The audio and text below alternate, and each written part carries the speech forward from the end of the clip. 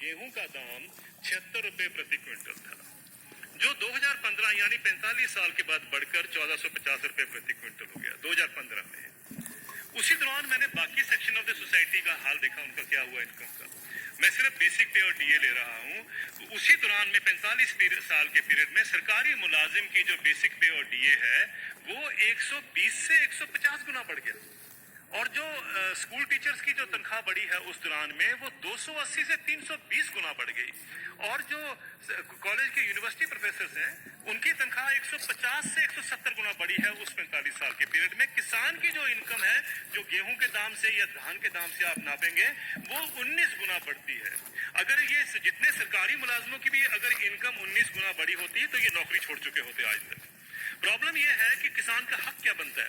अगर हम 45 साल के बाद जब उसको 1450 रुपए मिले थे, अगर मैं 100 गुना भी उसकी इनकम बाकी इनकम पैरिटी के नॉर्म से चलता हूं, तो उनकी इनकम जो है या उनका मिनिमम सपोर्ट प्राइस जो है वो 7600 रुपए प्रति क्विंटल बनता था। ये उनका हक है। 7600 रुपए क्विंटल बनता था, उनको मिला 1450 रुपए। फिर ये कहा जाता साहब ये पैसा कहां से आएगा? कभी आपने पूछा जब कॉर्पोरेट को पैसा दिया था कहां से आएगा? कभी आपने पूछा 7वां वेतन आयोग का पैसा कहां से आएगा? 7वां वेतन आयोग जब सारे देश में फैलाया जाएगा, अभी तो सिर्फ सेंट्रल गवर्नमेंट का है, तो क्रेडिट स्विस बैंक की स्टडी कहती है 4,80,000 करोड़ रुपए हर साल एडिशनल खर्चा होगा। किसी ने नहीं पूछा कि पैसा कहां से आएगा, किसी ने नहीं कहा कि फिस्कल डेफिसिट बढ़ जाएगा। आप किसान को 2 लाख रुपए दे दीजिए, 2 लाख करोड़ रुपए अनाउंस कर दीजिए साल का देंगे, हाहाकार मच जाएगा इस देश में। अरे ये पैसा व्यर्थ जा रहा है, ये लोग डिजर्व नहीं करते हैं, ये सारा कुछ होगा, फिस्कल डेफिसिट बढ़ जाएगा। लेकिन एम्प्लॉइज के लिए किसी ने कहा फिस्कल डेफिसिट बढ़ जाएगा? ये सारी इकोनॉमिक नीतियां हमें जानने की जरूरत है। ये किस तरीके से डिजाइन बनाया गया है कि किसान को हम गरीब का गरीब ही रखें, और ये पॉलिसी कितने दशकों से चलती आ रही है, सब सरकारें इसमें सम्मिलित हैं। अब आपका जो सवाल था कि ये क्या कारण है, इसका कोई बीच का रास्ता भी हो सकता है। बीच का रास्ता हम क्या ढूंढते हैं? मुझे एक छोटी सी बात बता दीजिए।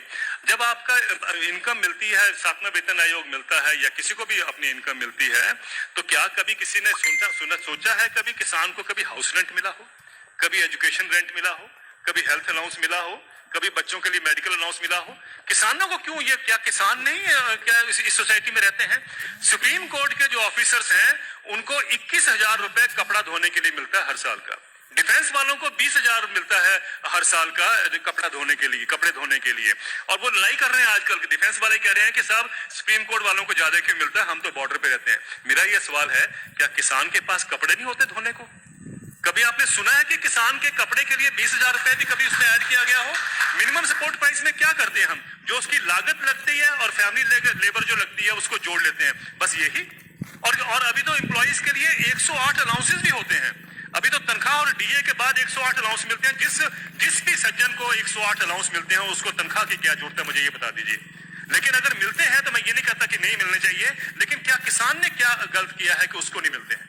मैं ये कहना चाहता हूं, कभी किसान के एमएसपी में हाउस रेंट जोड़ा गया है, कभी उसका मेडिकल अलाउंस जोड़ा गया है, कभी उसके बच्चों के लिए एजुकेशन अलाउंस जोड़ा गया है? क्यों? क्या उसने बच्चे नहीं पालने हैं? हम ये क्यों मान के चलते हैं कि किसान तो हमारे देश के ऊपर बोझ है, इसके ऊपर हम दान कर रहे हैं? आप दान नहीं कर रहे हैं, आप उसको एक्सप्लॉइट कर रहे हैं। आप किसान को निचोड़ रहे हैं और उसी के साथ आपकी अर्थव्यवस्था चलती है।